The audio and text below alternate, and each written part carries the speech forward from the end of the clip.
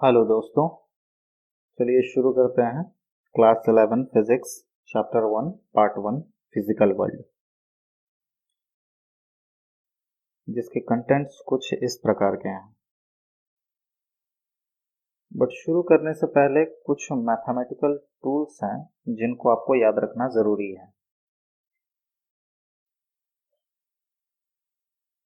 ये है अलजेब्रा।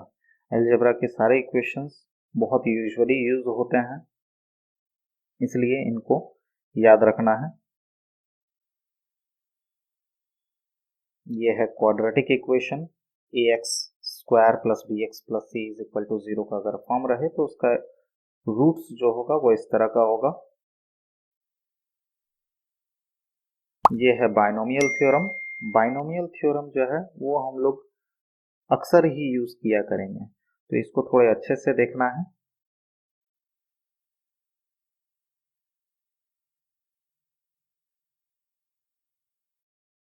ये है मेंसुरेशन के कुछ फॉर्मूलेज।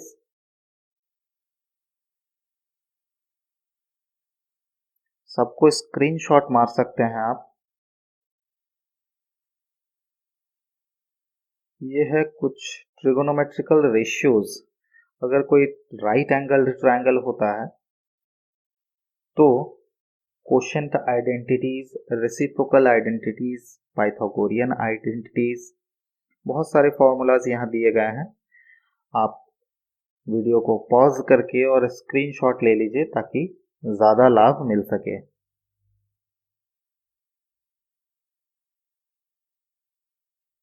मैथ्स और फिजिक्स जो है बहुत ज़्यादा कोरिलेटेड है, इसलिए मैथ्स के बहुत सारे फॉर्मूलेज जो हैं हम लोग डायरेक्टली यूज़ करेंगे फिजिक्स के सम्स को सॉल्व करने के लिए।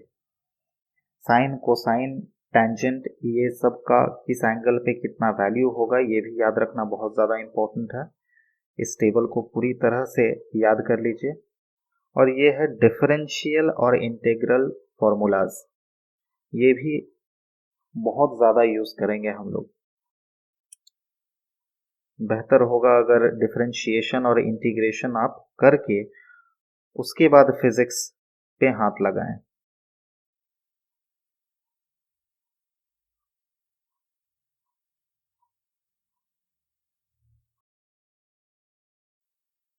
अब क्वेश्चन आता है that what is physics, physics है क्या?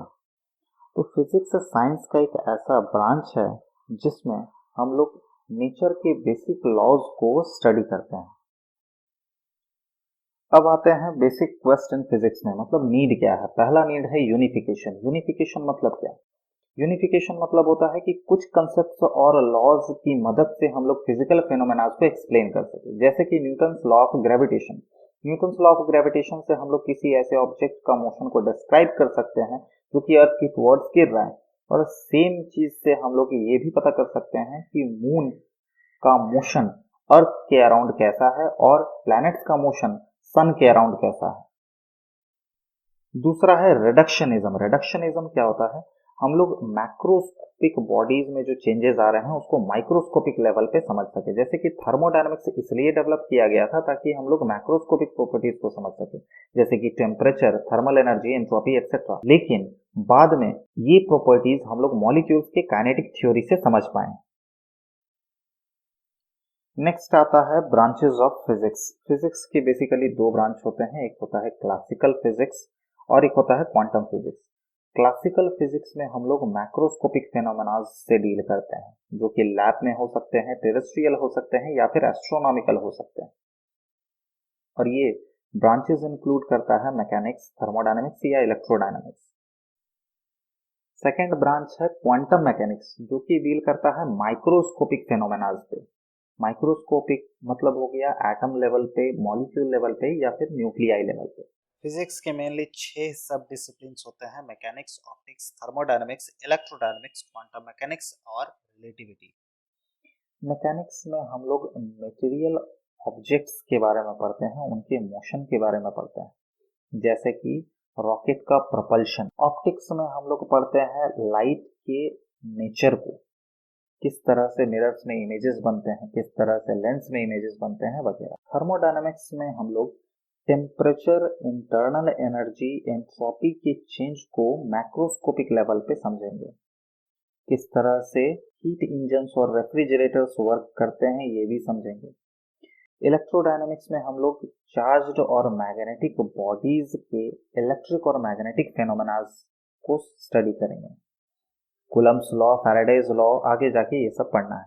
क्वांटम मैकेनिक्स, क्वांटम मैकेनिक्स में हम लोग सब एटॉमिक पार्टिकल्स पे डील करेंगे, जैसे कि एटम्स और न्यूक्लियाई के मोशन को। रिलेटिविटी में हम लोग ऐसे ऑब्जेक्ट्स के बारे में डील करेंगे जिसका की स्पीड लाइट के स्पीड से कंपेरेबल हो। Fundamental forces in nature in macroscopic particles, macroscopic particles में दो तरह के फोर्सेस होते हैं, एक होता है ग्रेविटेशनल फोर्स और एक होता है इलेक्ट्रोमैग्नेटिक फोर्स। ग्रेविटेशनल फोर्स दो बॉडीज में एक ऐसा अट्रैक्शन फोर्स है जो कि उनके खुद के मासेस की वजह से होता है। इलेक्ट्रोमैग्नेटिक फोर्स क्या होता है? इलेक्ट्रोमैग्नेटिक फोर्सेस दो ऑब्जेक्ट्स के बीच में होता है जिसमें चार्जेस हो और वो चार्जेस रेस्ट पे होने चाहिए। माइक्रोस्कोपिक पार्टिकल्स में दो तरह के फोर्सेस होते हैं, एक होता है वीक न्यूक्लियर फोर्स, एक होता है strong nuclear force. Week nuclear force तब अपीयर होता है जब किसी न्यूक्लियस में बीटा डीके प्रोसेस शुरू होता है। बीटा डीके प्रोसेस में न्यूक्लियस एक इलेक्ट्रॉन और एक अनचार्ज्ड पार्टिकल न्यूट्रिनो को इजेक्ट करता है। इस इलेक्ट्रॉन और न्यूट्रिनो के बीच के इंटरेक्शन को हम लोग बोलते हैं वीक न्यूक्लियर फोर्स।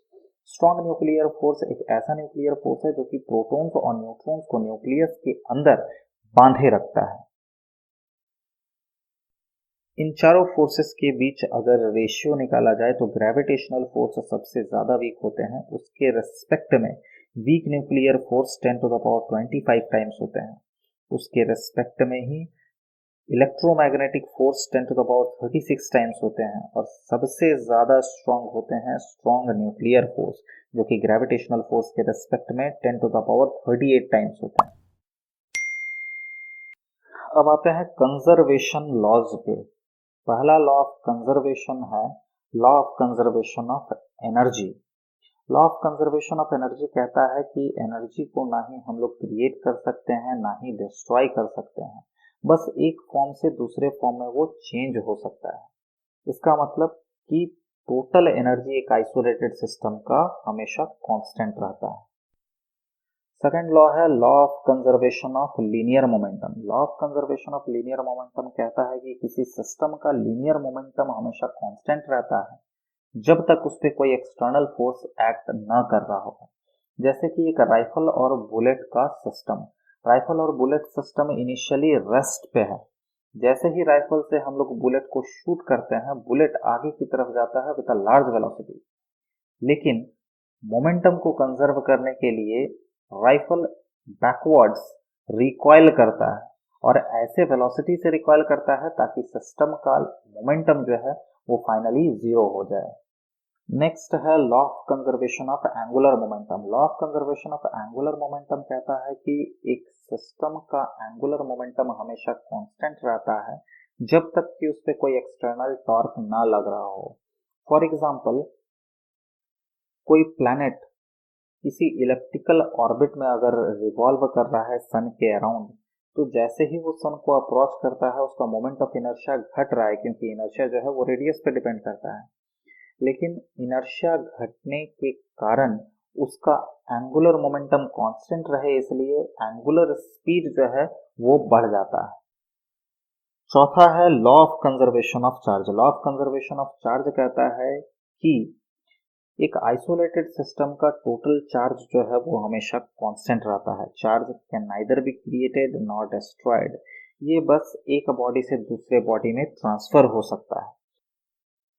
जैसे कि किसी ग्लास रॉड को अगर हम लोग सिल्क क्लॉथ से रब करते हैं तो ग्लास रॉड पे पॉजिटिव चार्जेस आ जाते हैं, लेकिन सिल्क क्लॉथ पे नेगेटिव चार्जेस आ जाते हैं और ग्लास रॉड पे जितने पॉजिटिव चार्ज आए हैं सिल्क क्लॉथ पे उतने ही नेगेटिव चार्जेस आए हैं। इसका मतलब कि टोटल चार्ज रबिंग से पहले भी जीरो था और टोटल चार्ज रबिंग के बाद भी जीरो है, मतलब इलेक्ट्रिक चार्ज जो है वो कंजर्व है। Thank you for watching. See you next in units and measurements.